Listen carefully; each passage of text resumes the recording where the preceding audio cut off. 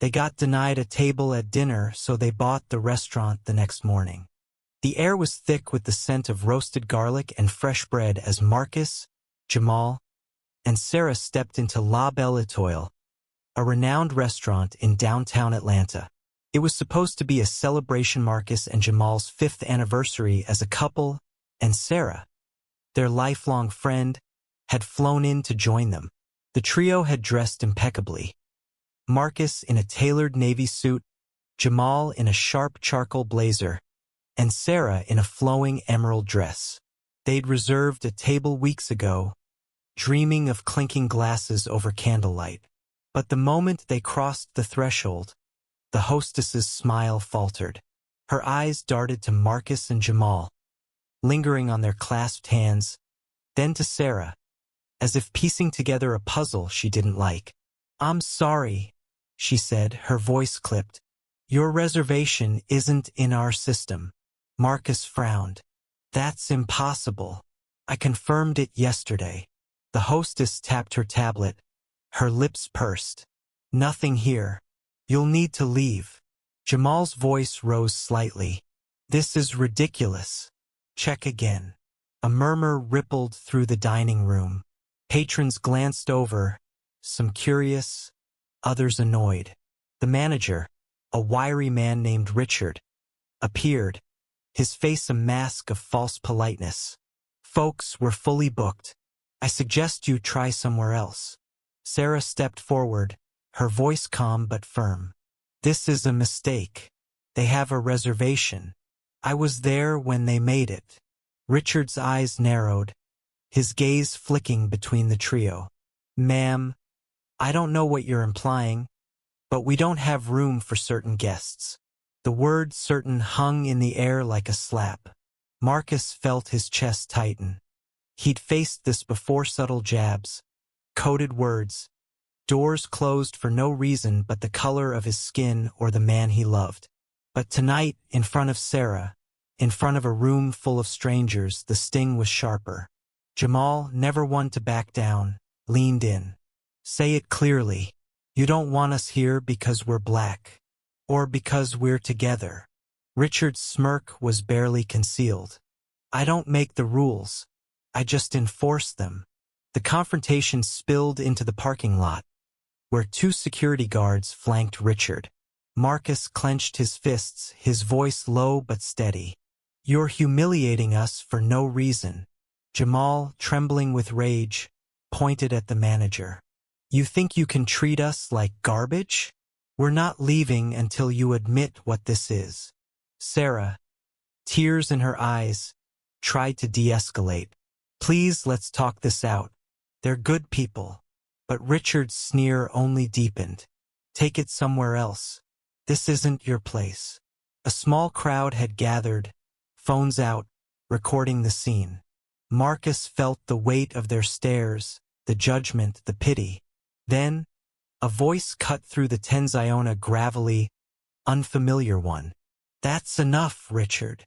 An older black woman, dressed in a simple cardigan and slacks, stepped forward from the crowd.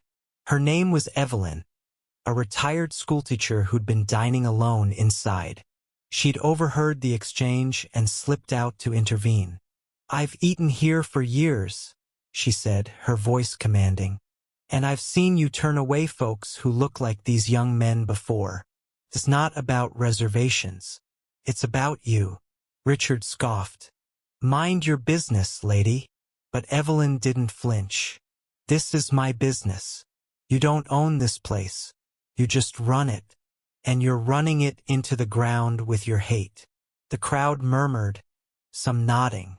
Evelyn turned to Marcus and Jamal. "Don't let this man steal your dignity. You're worth more than his prejudice." Her words hit like a lifeline. Marcus exhaled, his anger softening into resolve. Jamal, still fuming, nodded at Evelyn. "Thank you," he said quietly. The trio walked away, heads high, as Evelyn's glare pinned Richard in place.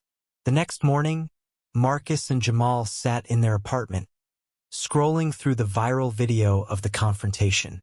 Comments poured in, some hateful, but many supportive. Sarah, sipping coffee, said, "We can't let this go. We need to do something." Jamal's eyes lit up. "What if we hit them where it hurts?" Marcus raised an eyebrow. "You're not suggesting we burn the place down, are you?" Jamal grinned. "Nah, let's buy it." It sounded absurd, but Marcus knew Jamal's mind brilliant, relentless. They'd saved for years, pooling their earnings from Marcus's tech startup and Jamal's graphic design firm. With Sarah's legal expertise, they dug into La Belle Etoile's finances. The restaurant was struggling, its owner desperate to sell. By noon, they'd made an offer.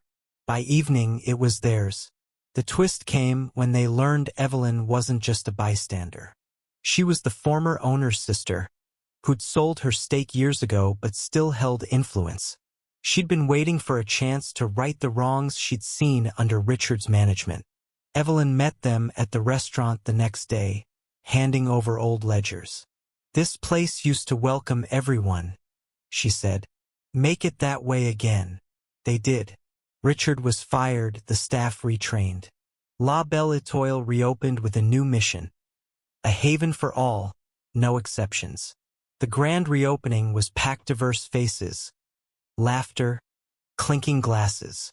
Evelyn sat at a corner table, smiling as Marcus and Jamal toasted their victory. Sarah raised her glass. "To justice." The crowd cheered, but Marcus's eyes met Jamal's, a silent promise. They'd keep fighting, not just for themselves, but for everyone who'd been turned away. The restaurant thrived, a symbol of resilience. Evelyn became a mentor, sharing stories of her own battles with prejudice. Her presence grounded them, a reminder that change wasn't just about winning, it was about healing. Months later, as they hung a wooden sign outside reading "All are welcome," Marcus felt a quiet pride. They turned pain into purpose. What do you think? Can one act of defiance reshape a community? Or is justice always a harder fight?